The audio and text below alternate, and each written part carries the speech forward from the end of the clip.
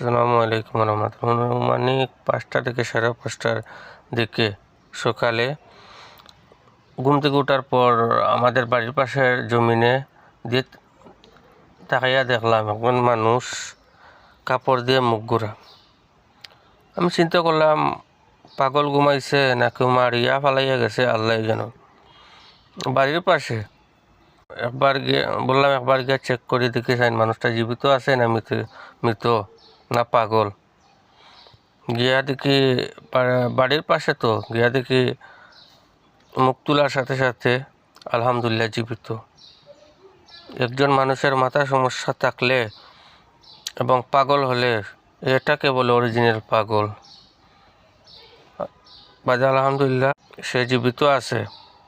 বললাম হায় রে পাগল, সারা রাত ঠান্ডার মাঝে, কুয়াশার মাঝে, হাওরের মাঝে ঘুমিয়েতে আছে, সে দুনিয়ার খবরে না। এটাকেই বলে অরিজিনাল পাগল। আল্লাহ তাকে সুস্থতা দান করুক আর সহি সালামতে ঘরে পৌঁছাক্কা, এই দোয়া করি। ভালো থাকেন। আসসালামু আলাইকুম। ভালো লাগলে লাইক এবং শেয়ার দিবেন।